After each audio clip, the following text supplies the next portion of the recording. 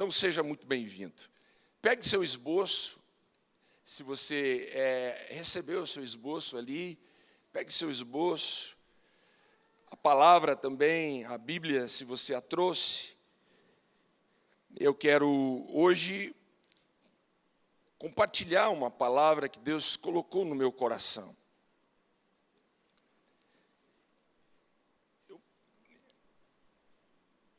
Quero falar hoje com vocês a respeito de uma das personagens da Bíblia, uma das personagens que eu mais gosto. Existem algumas pessoas, alguns irmãos nossos, algumas, eu diria, algumas pessoas incríveis na Bíblia que marcam a gente. E José foi alguém, sem dúvida, incrível. Alguém que marcou não apenas o seu tempo, quando ele viveu, mas José é alguém que ainda nos inspira. E hoje eu gostaria de falar sobre a vida desse homem, o José, conhecido como José do Egito. Antes de nós extrairmos as lições e lermos a palavra, é importante nós lembrarmos quem é que foi José. O que é que você já sabe, o que é que você lembra, quem é que foi José? Veja, José, ele foi filho de Jacó. Talvez você conhece, já ouviu falar em Abraão, Isaque e Jacó. Veja, são uma das três pessoas, as três pessoas mais importantes ali do livro do Gênesis. Deus começa a história, construindo a história da humanidade, uma história de restauração. Veja, entregando a Abraão uma promessa, que da descendência de Abraão viria um povo, e desse povo viria o Messias, e o Messias, Cristo, morreria e salvaria a humanidade. Mas tudo começa com Abraão, depois vai para Isaque, seu filho, e depois vai para Jacó, seu neto. José é filho de Jacó. Então veja, José, ele tem como pai o Jacó e tem como mãe Raquel. Interessante porque o José, ele nasceu do ventre de Raquel depois de um período de infertilidade. Foram anos onde Raquel tentava engravidar, mas ela era estéril, ela não conseguia ter filhos. Depois de muito tentar, ela consegue, ela engravida. E José é esse filho amado, que nasce do ventre de Raquel, a esposa amada de Jacó. Por falar nisso, queria que você fechasse um pouco os seus olhos. Feche um pouquinho os seus olhos, eu quero fazer uma oração. Se existe aqui agora, nesse auditório, uma mulher que deseja muito ter filhos, e por algum motivo você não está conseguindo, talvez existe aí um obstáculo, permita-me, com muita graça, permita-me orar por você. Que você possa, nesse momento onde você está, discretamente, coloque a mão sobre o seu ventre. Ó Deus, o Senhor é poderoso. Assim como o Senhor tocou no ventre de tantas mulheres, e uma delas, Raquel. Toque agora, ó Deus, no ventre dessa sua filha, ó Deus. E aquilo que para nós, homens, é impossível, que tu possas, dos céus, fazer o impossível. Eu libero, ó Deus, uma palavra, Pai, uma palavra de cura, uma palavra realmente de milagres. que tu possas, ó Deus, entrar e abençoar. E se assim for, ó Deus, da tua vontade, permita que essa mulher, permita que esse casal, ó Deus, possa ver a tua mão. Que haja agora, ó Deus, um mover, que haja agora, ó Deus, um momento de cura. Toca nesse ventre, ó Deus, e cura, restaura, faça um milagre acontecer, em nome de Jesus. Amém. Veja, a história de José, ela é longa. Ela não se resume só a esse detalhe tão especial. Não sei se você conhece, mas quando você olha para a Gênesis, a história de José começa em Gênesis 37 e ela vai terminar lá no último capítulo de Gênesis. Veja, são praticamente 13 capítulos onde nós temos a história de José registrado. Eu separei alguns pontos. Eu diria o resumo da história de José, pelo menos 4 pontos. Primeiro ponto é que José, veja, ainda não está aí no seu esboço, mas é só apenas um resumo, para nós lembrarmos. O primeiro ponto fala de um filho privilegiado. É a primeira coisa que marca na vida de José. Eu acredito que por conta dessa espera, a mãe não conseguia engravidar, Raquel não engravidava, e Jacó, ele acabou se precipitando e errando, tendo filhos com a concubina. E aí ele já tinha tido, veja, 10 filhos com outra mulher, e aí só depois a mulher amada, a Raquel, engravida, e aí José nasce. Então, por conta disso, ele foi muito especial para Jacó, o pai, ao ponto do pai o favorecer. Tem aquela história da túnica, onde o Jacó vai e dá só para José uma túnica toda colorida. Naquela época, isso representava muito mais do que uma peça de roupa bonita, mas significava privilégio, distinção.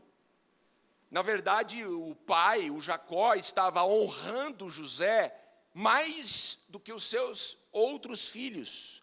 E isso acabou, de alguma forma, trazendo um grande impacto na história de José.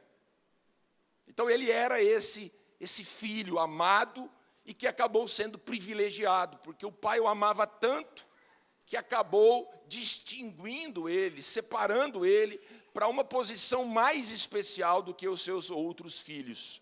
Agora veja, tem um segundo ponto na vida de José, que já por conta de ser privilegiado, ele foi odiado pelos irmãos. Veja, odiado pelos irmãos. Jacó chegou a ser vendido pelos seus irmãos. Os irmãos acabaram ficando enciumados.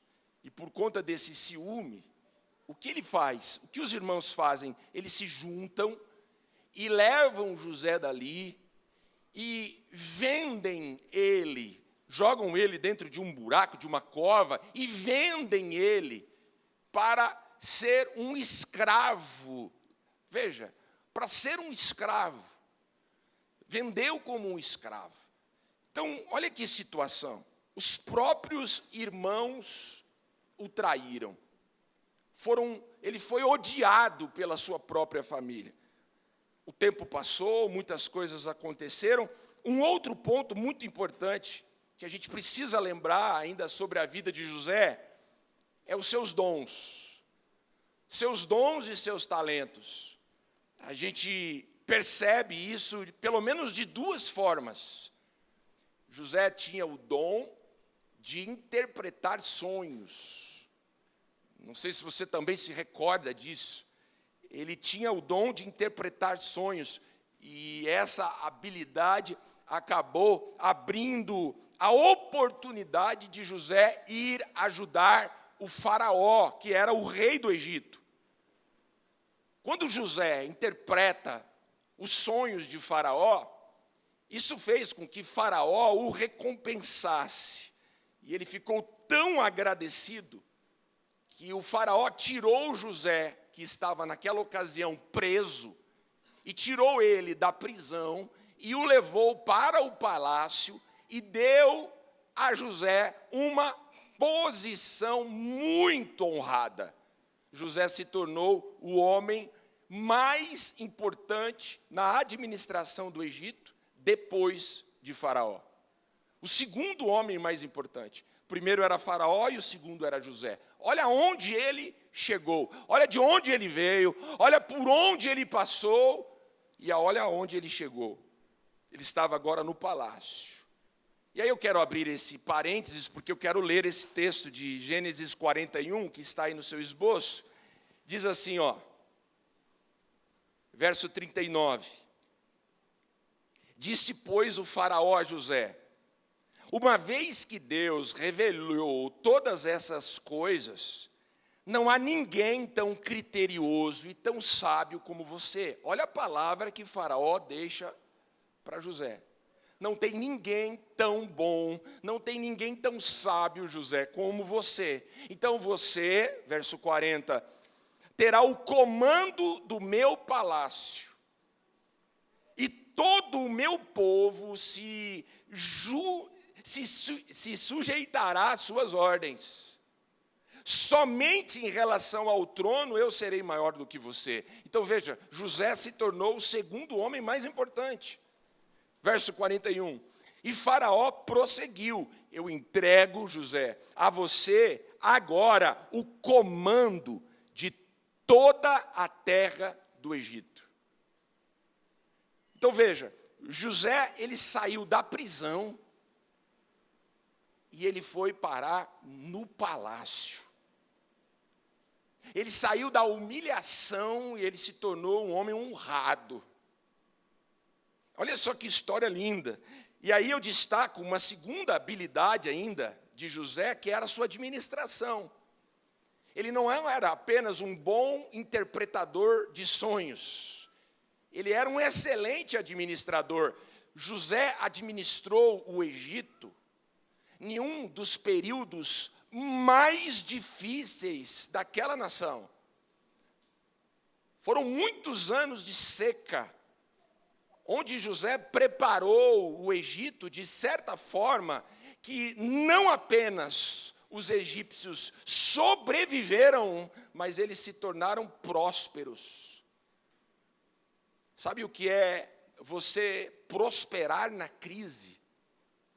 Sabe o que é você vendo todas as outras nações vizinhas derreterem na crise e o Egito aproveitou aquela crise e se tornou, naquela época, a nação mais poderosa do mundo naquela época.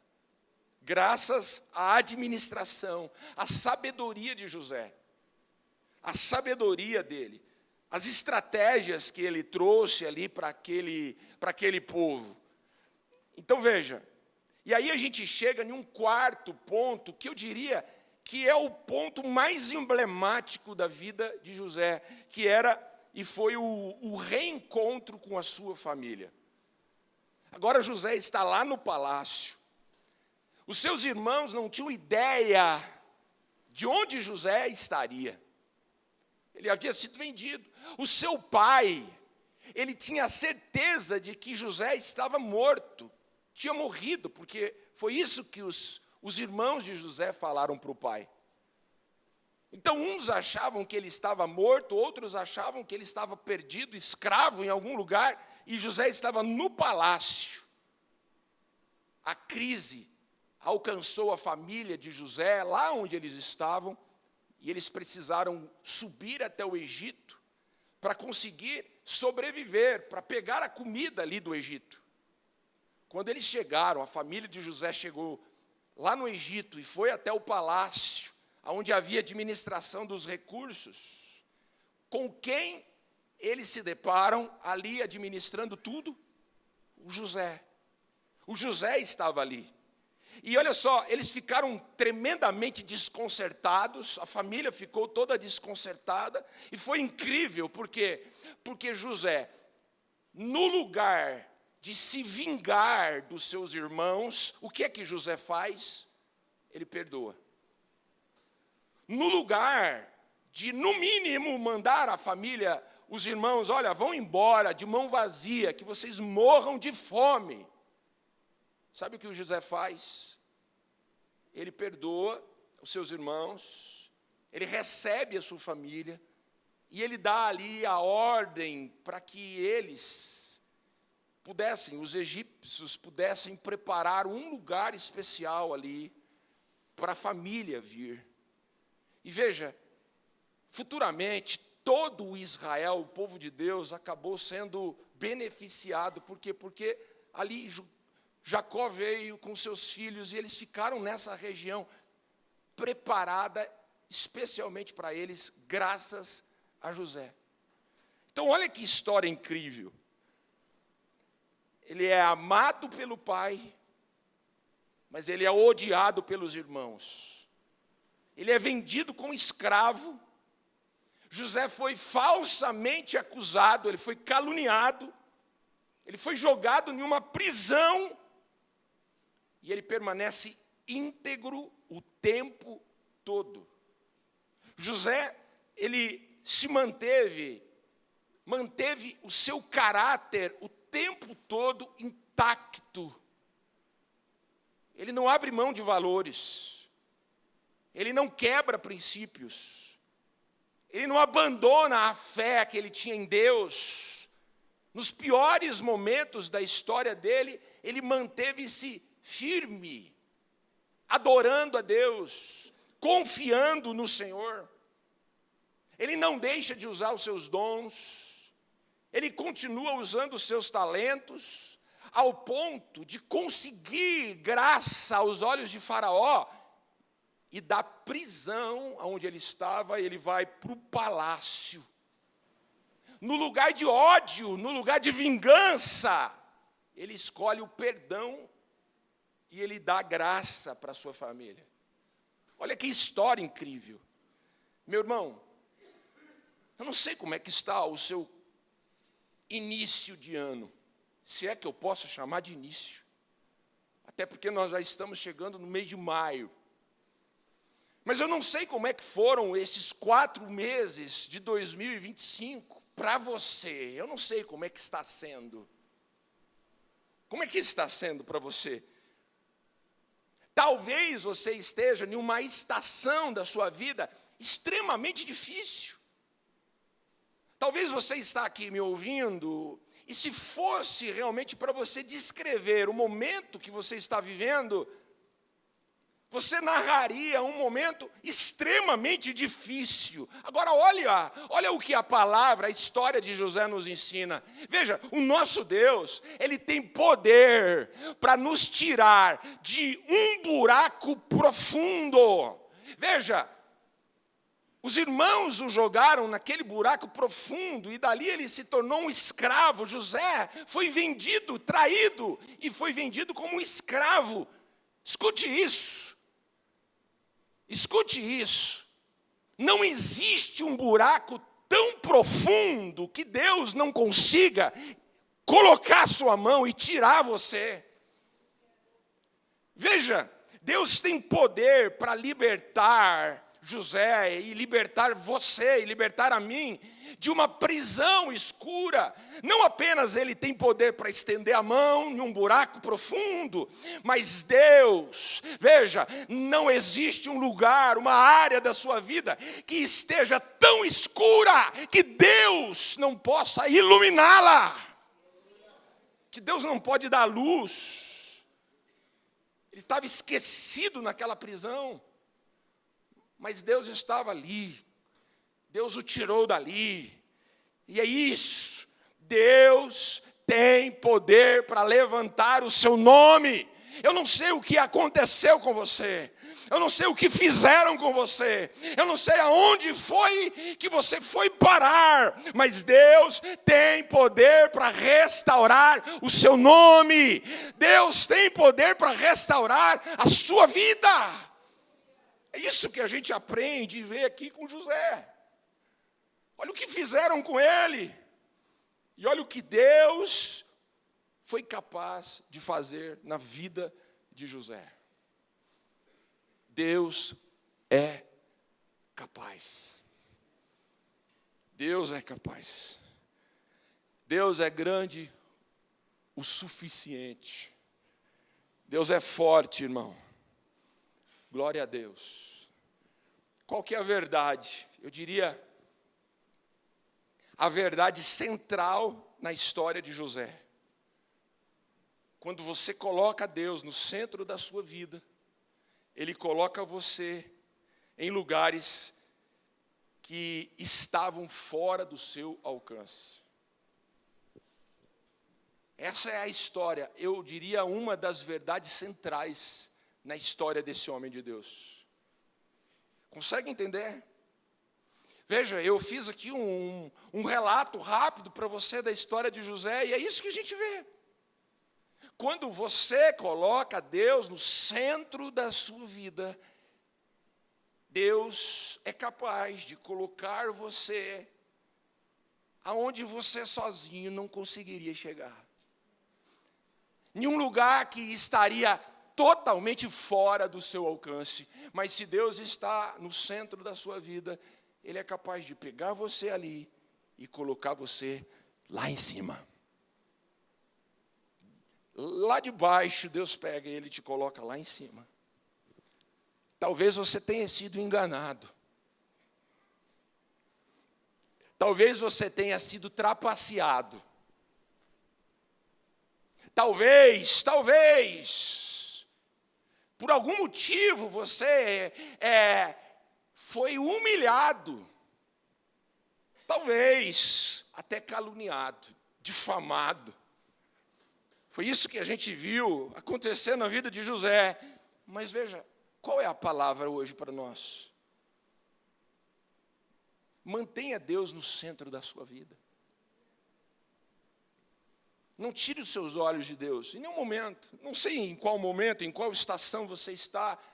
Se você está em um deserto, se você está em um barco onde ali as águas estão agitadas, se você está numa tempestade. Talvez você está em uma caverna escura, talvez e está tendo a sensação de ter sido esquecido lá dentro. Agora, olha só que interessante, irmãos. Mantenha Deus no centro da sua vida. Sabe qual é a palavra de Deus para você hoje? Olha, não ouse desistir. Não abandone os seus sonhos, porque José foi um sonhador. Lá no início ele teve aqueles sonhos. Ele sabia já do que Deus o faria na vida dele. Mas daí começa a acontecer uma sequência de tragédias. Mas ele não desiste em nenhum momento, ele não abandona os seus sonhos, ele não nega os seus valores, ele não abre mão dos seus princípios. Por quê? Porque ele continuava crendo e confiando que Deus está trabalhando. Então olha, deixa eu te dizer, talvez você não está ouvindo Deus, talvez você não está vendo Ele, mas não significa que Ele não esteja trabalhando na sua vida. Deus continua sendo Deus na sua história. Deus continua sendo Deus na sua vida. Então, siga em frente e mantenha Deus no centro da sua vida, no centro da sua história. O que a história de José nos ensina?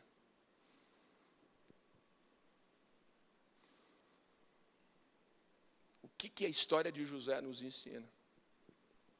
Veja, mesmo nos momentos mais baixos, mesmo nas estações mais baixas, Deus pode estar preparando os lugares altos. um lugar alto para você. Está aqui a primeira lição, e aí sim eu quero que você anote. Estações baixas nos preparam para estações altas. É a primeira lição que a gente pode extrair hoje. Eu quero deixar essa primeira lição para vocês.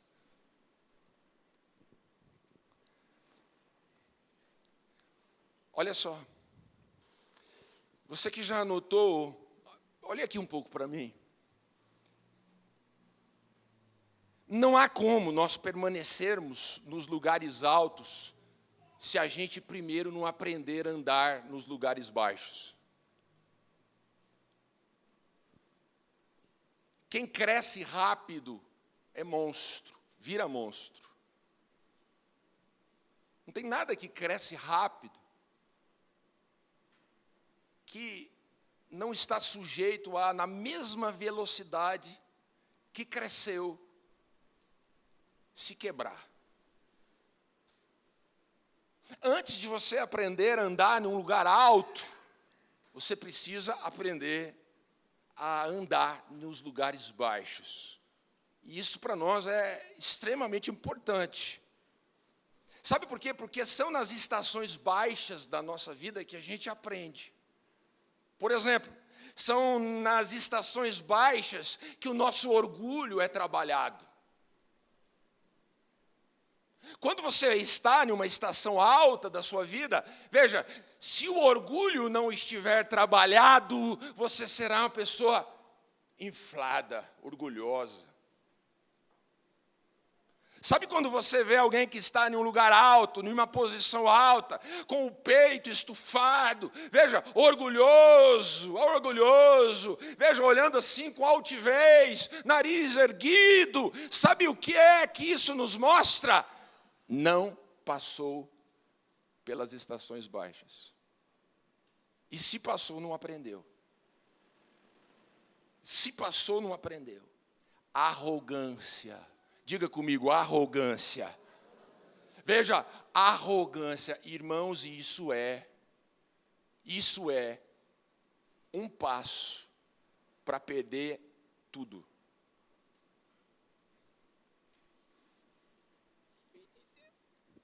Não despreze as estações baixas. Por que a gente reluta tanto? Por que a gente... Não, todos nós precisamos passar pelas estações baixas. Isso é pedagógico. Isso é pedagógico. Eu estava dizendo ao pastor Palma, ao pastor Juan, essa semana, numa conversa que nós tivemos.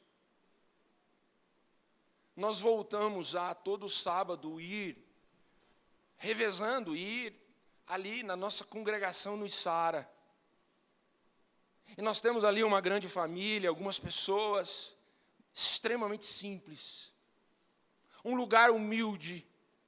Um culto muito, veja, muito simples, mas cheio da presença de Deus. E eu estava dizendo a eles, eu saio de lá mais abençoado do que aquelas pessoas. Aliás, eu tenho dúvida se aquelas pessoas estão sendo abençoadas por mim, mas eu tenho uma certeza, eu tenho absoluta convicção que eu estou sendo abençoado por eles. Sabe por quê? Porque aí a gente volta para as raízes. Quando eu não tinha igreja, quando nem pastor eu era, mas que eu ia pregar nesses lugares simples, para um povo simples, e usava uma linguagem simples.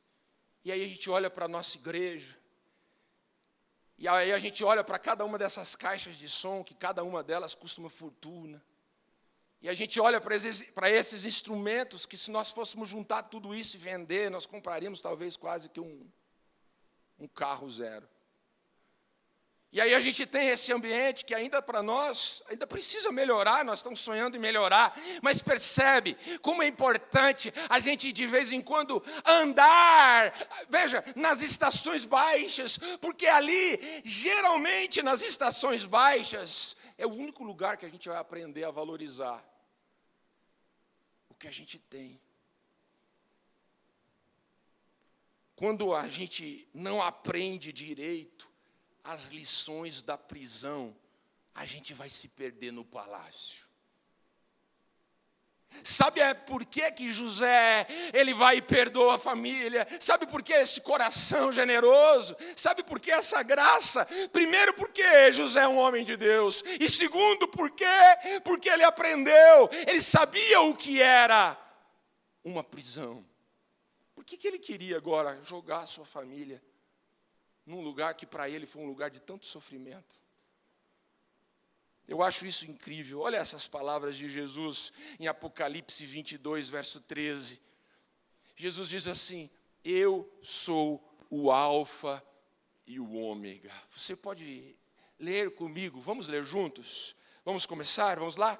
Eu, o alfa e o ômega. Olha, o primeiro e o último. O que mais? O princípio e o fim. O que Jesus está nos mostrando aqui? Percebe? Ele está dizendo, olha, eu estou em todas as estações. Em outras palavras é isso. Veja, eu sou Deus que está lá no começo, mas eu sou Deus que eu permaneço também no meio. E eu sou Deus que já está preparando o futuro de vocês. Ele está em todas as estações. Trazendo esse texto para a vida de José, Deus estava com José dentro daquela cova. Deus estava com José quando ele estava sendo negociado como uma mercadoria, quando ele estava sendo traído pelos seus irmãos.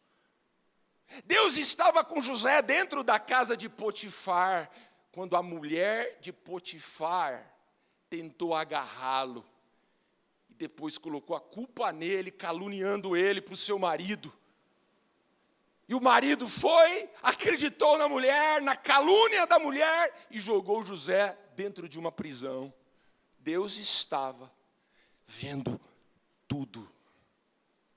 Deus permaneceu com José dentro daquela prisão por mais de 2 anos. José não abandona os seus dons, José continua ali sendo sábio, confiante em Deus. Então percebe, Deus estava preparando o coração de Faraó. Deus estava trabalhando no coração de Faraó. Deus estava, na verdade, preparando já o quarto de José. José estava na prisão e o quarto dele, lá no palácio, já estava sendo preparado. Então percebe, Deus está com você hoje. Eu não sei em qual estação você está. Eu não sei se você está dentro de um buraco. Eu não sei se você está, veja, dentro de uma prisão, ou em um vale difícil, eu não sei, mas Deus está com você. Deus conhece o que aconteceu com você lá atrás. E Deus, escute, Ele não é apenas o começo, Ele é o fim de todas as coisas. Deus preparou o nosso futuro. Ele já está lá preparando tudo. Você pode dizer graças a Deus? Então veja, em primeiro lugar, estações baixas nos preparam para estações altas. A segunda lição: estações baixas provam nossa fidelidade. Provam nossa fidelidade. E aí, sobre esse ponto, eu trouxe pelo menos 3 pensamentos. Não está no seu esboço, mas está aqui à frente. Olha isso, preste bem atenção nisso.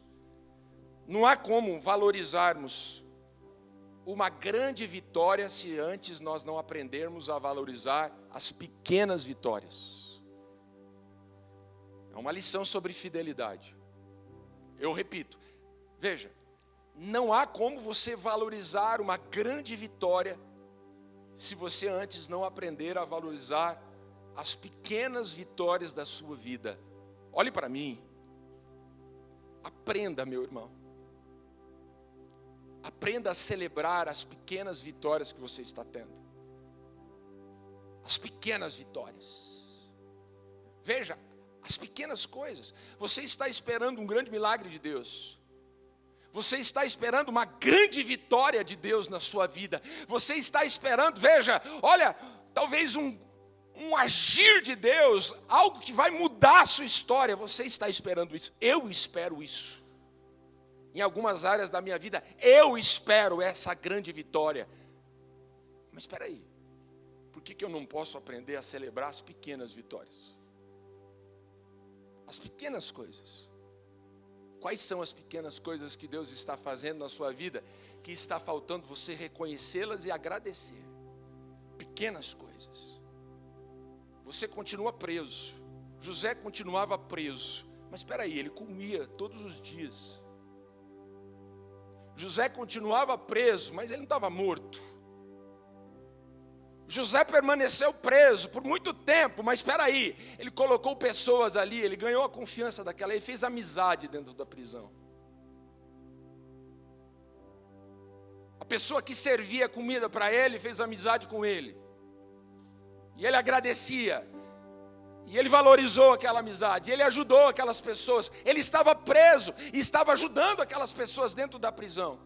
Ele ajuda uma pessoa, e essa pessoa, de alguma forma, tinha um contato com alguém que estava lá no palácio. Percebe? Quando você valoriza as pequenas coisas, o seu nome sai daquilo que é pequeno e chega nos ouvidos daquilo que é grande. Sabe por que o nome de José chegou lá no palácio? Onde Faraó viu a possibilidade de José ajudá-lo. Espera aí, se ele é tão bom assim, eu quero falar com ele. Mandou chamá-lo. Valorize o que é pequeno, e você vai chegar naquilo que é grande. Veja, segundo pensamento sobre fidelidade, Deus muitas vezes nos prova nas pequenas coisas, para ver se nós estamos prontos para algo maior. Nós somos provados. Nas estações baixas, nós somos provados. Será que você está preparado para algo maior na sua vida? Eu pergunto a você. Eu já vi pessoas chegando no palácio, e enquanto estiveram na prisão, eram crentes, eram fiéis a Deus. Mas quando chegaram no palácio, esqueceram de Deus. Quero fazer essa pergunta para você. Será que Deus pode confiar em você, naquilo que Deus pediu para você? Será que Deus pode confiar que você vai fazer aquilo que Deus pediu para você fazer? Será que Deus pode ficar tranquilo? Não, pastor. Não, Deus, pode deixar. Eu vou fazer isso, eu vou fazer isso, eu vou fazer isso. Olha as palavras de Jesus. Se forem fiéis nas pequenas coisas, também serão fiéis nas grandes. Mas se forem desonestos nas pequenas coisas, também serão desonestos nas grandes. Consegue entender que as maiores lições de caráter nós provamos naquilo que é pequeno? Se você não é fiel naquilo que é pequeno, Deus não vai dar a você a oportunidade de chegar naquilo que é grande, porque mais importante do que você chegar no palácio é você não perder a sua fé e a sua salvação em Cristo Jesus. Um terceiro ponto ainda sobre fidelidade. A fidelidade na nossa estação atual é a chave para desbloquearmos a próxima estação. Você precisa ser fiel hoje, na estação que você está. Quando você é fiel hoje e prova essa fidelidade, Deus dá a você a chave para desbloquear lá na frente a próxima estação. A sua próxima estação. José foi fiel a Deus, ele foi fiel a Deus, veja, como escravo na casa de Potifar, dentro da prisão, e a sua fidelidade desbloqueou a sua próxima estação, e agora ele está no palácio, se tornou um homem poderoso e muito importante. E aí a gente chega na cereja do bolo. A terceira lição que nós aprendemos hoje com José é que nas estações baixas nos alinharão, as estações baixas nos alinharão com o tempo de Deus e o seu propósito. O tempo de Deus e o seu propósito. Diga comigo assim, ó, repita comigo assim: há tempo para todas as coisas. Diga: há propósito para todas as coisas. Diga: Deus tem o seu tempo. Deus tem os seus propósitos. Então veja, sabe aquela sensação que muitas vezes você tem, e eu já estou concluindo, mas eu queria que você refletisse e pensasse um pouquinho. Sabe aquele momento, aquela sensação que você tem de ter sido esquecido por Deus? Olhe para mim, de ter sido esquecido por Deus. Minha mãe esses dias esteve em casa, e um dos pratos que eu sou apaixonado, minha mãe faz algumas coisas bem gostosas, e tinha um prato que ela fazia aliás, quando eu era solteiro, que eu gostava muito, que era o tal do arroz de forno dela. É um prato bem simples, mas ela coloca ovos, ela coloca muito queijo, e ela coloca umas outras coisas deliciosas ali no meio, e ela faz aquela passaroca, mexe bem aquilo, e ela coloca naquela refratária. E aí ela fez 2 refratárias bem grandes. Ela veio num domingo aqui, a gente chegou do culto, falei: mãe, aumenta esse fogo, mãe. Vamos, os meninos estão com fome, pode aumentar. Ela não sabia mexer direito no nosso fogão ali.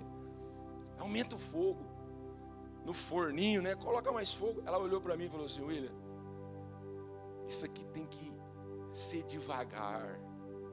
Tem muito ovo, tem muito queijo, a refratária é grande, tem que ser fogo brando, tem que ser devagar. Meu irmão, olhe para mim. Você não foi esquecido, você nunca vai ser esquecido.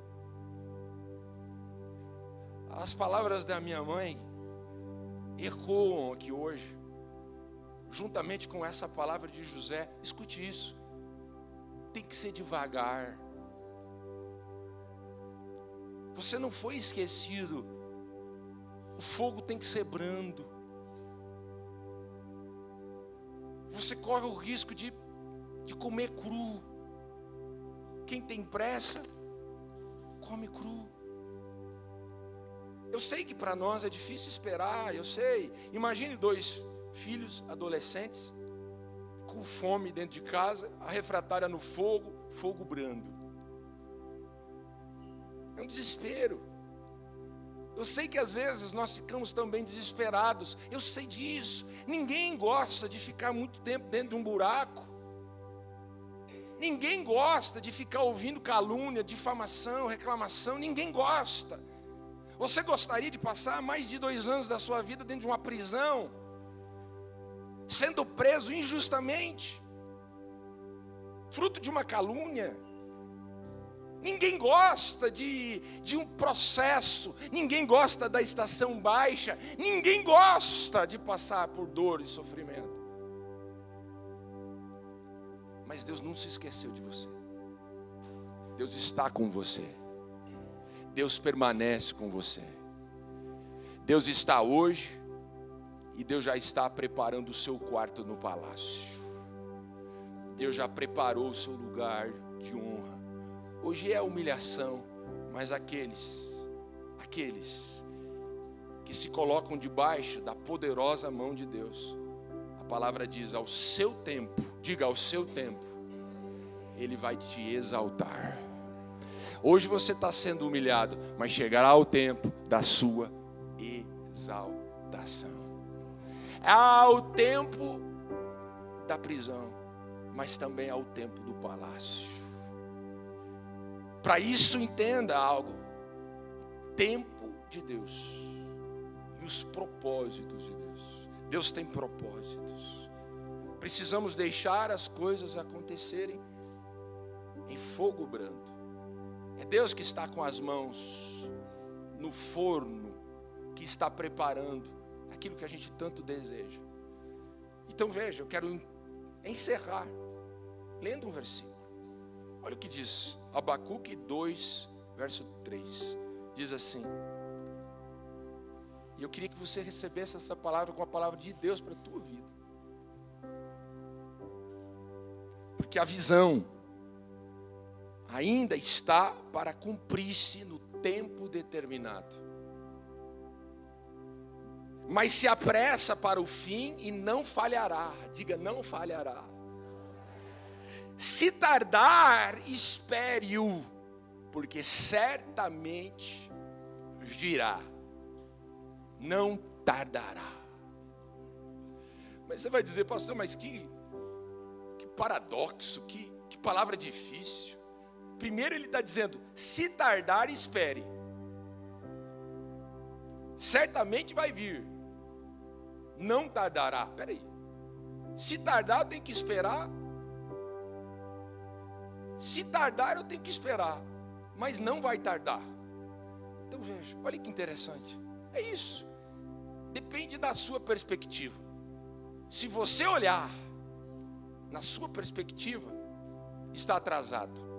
Mas se você olhar na perspectiva dos céus, não tem nada atrasado.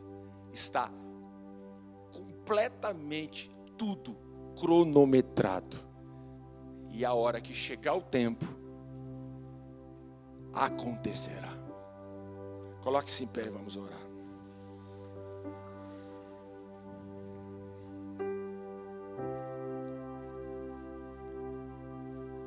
Louvado seja Deus. Louvado seja Deus. Feche os seus olhos, feche os seus olhos. Feche os seus olhos. Eu não sei. Não sei como você está, não sei como é que está o seu coração aqui hoje. Mas a história de José é uma história incrível e ela pode ter hoje falado com você. Para você que está passando por uma estação bem difícil, deixa eu te dizer uma coisa, hoje você está embaixo. Mas é apenas um processo. Não abandone o processo. Deus, Ele é capaz de fazer infinitamente mais do que tudo aquilo que nós pedimos ou pensamos. Deus é poderoso. Se você puder, ore a Deus nesse momento. Coloque sua vida nas mãos de Deus. Eu sei que nessa noite talvez existam aqui pessoas que estão tristes com outras pessoas. Veja, talvez uma das lições importantes que você precisa aqui aprender é, veja, tudo faz parte de um processo. Não são os seus irmãos, não é a calúnia que está vindo da mulher de Potifar, não é a insensibilidade de Potifar que não acredita na tua palavra, não é isso. Não são as cadeias, não são as suas prisões. Veja, o que está acontecendo com você faz parte. E Deus está usando tudo isso. E vai usar tudo isso para o seu bem. Porque todas as coisas cooperam para o bem daqueles que amam a Deus. Ore a Deus nesse momento e fala: Senhor, me ajude a confiar nos teus propósitos. Ore a Deus nesse momento e peça a Deus: ó Deus, me ajude a descansar e a confiar no seu tempo. No seu tempo. tempo. Lamassuri ande kevia namassuri alamahas. Eu quero orar pela sua vida. Quero colocar a sua vida na presença de Deus. Espírito Santo, obrigado por essa manhã maravilhosa. Toma, ó Deus, a vida dos meus irmãos. Toma a vida dessa mulher. Estenda as tuas mãos e tire, ó Deus. Tire, ó Deus, o teu filho de dentro dessa cova. Pai amado, venha de uma forma especial entrar, Pai, um milagre na história da nossa vida. Que a gente possa, ó Deus, sair daqui confiando. Que a gente possa sair daqui, ó Deus, na certeza de que o Senhor é um Deus soberano, que está absolutamente no controle de todas as coisas. Deus, eu oro a Deus, não nos deixe perder a confiança, não nos deixe abandonar nossa fé, desistir dos nossos sonhos. Pai, não permita, Senhor, não permita que a gente fique pelo meio do caminho. Nós queremos, ó Deus, sair daqui na certeza de que o nosso quarto já está sendo preparado. Deus, em nome de Jesus, o hoje, ó Deus, o hoje, Senhor, é o que nós vivemos, mas o amanhã pertence ao Senhor. Pai, nós cremos que para as nossas vidas, o melhor está por vir, ó Deus. Pai, o melhor está por vir. Que Tu possas, em nome de Jesus, guardar o nosso coração hoje, para que a gente possa alcançar o amanhã. Porque o amanhã pertence e está sendo preparado por Ti. Nós oramos, ó Deus, agradecidos por esta palavra. Que a Tua bênção repouse sobre cada vida aqui, Pai. E que essa palavra possa ser realmente uma palavra de bênção para esse mês que está terminando e para o próximo mês. Que com certeza, ó Deus, nós cremos que o melhor está por vir. Nós oramos assim em nome de Cristo Jesus, nosso Senhor. Vamos aplaudi-lo. Amém.